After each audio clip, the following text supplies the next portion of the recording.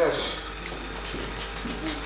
зэнцэр охин орон заяа маань хэдэн намын аян замын өөрөөр байгаад бомбын миний өөрөөр ана өөрөөр баяртай байна. Багасаа зургатаар гардаг хүн болохын сон гэж би мөрөөддөг байсан.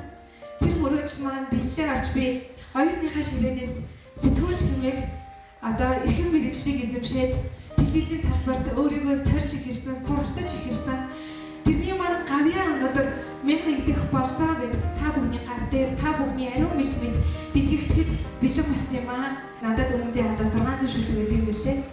Тэр олон шүлгийн дундаас та бүхнийхээ гар дээр хүргэх энэ 88 шүлгийг бий болгоход бас найзууд маань гэр бүлийнхэн маань миний хамт олон та бүхэн маань надад үнэхээр тусалсан юм шүү. Тэгээд энэ ташрамд намайг үзтгээд миний мөрөөдөл биелээ болох энэ сайхан цаг мөчийг надтай хамтдаа хуваалцсан та бүхэндээ маш их баярлалаа. Тэгээд та бүхнийхээ цаашдын ажил амьдрал аз жаргал хамгийн сайхан бүхнийг хүсэн өрөөгөө та бүхнийхээ өмнөхийн асуултяа.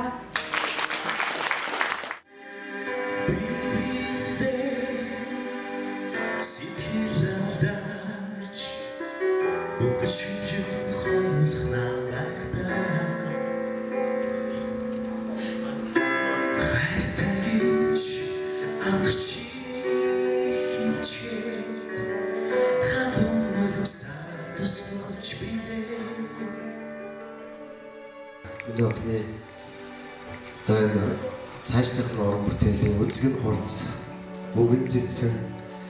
За тэгээд аав ээж хандхад ах дүүсээ ямар баярлуулж ажил үйлдэл мандаалагч байгаарай гэж хүсэж байна.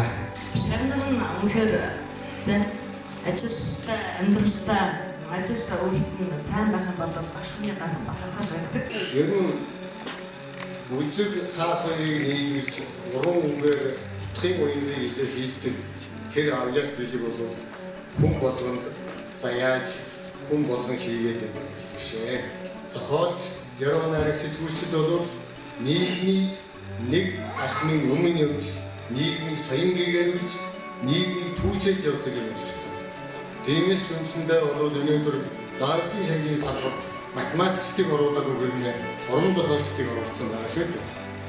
Энэ одоо их үйлс одоо манай уран заяа хүн маань бас одоо хөл тавьж хар багасаа бас энд бас итгэл өгч энэ салбарт бол хүч үзэж оюутан ахуй цагаасаа өөрийнхөө авьяасыг тавьж эрдэмтэн багш нараас болсон их үйлсийг амьдрал практикээр ном болгон гаргаж байгаа.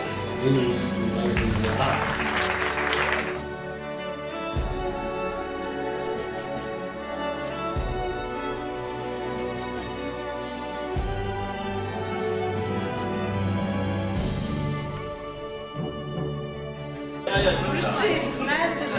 Багш нарт дүүнэртэй баярлалаа. Яа юм бэ?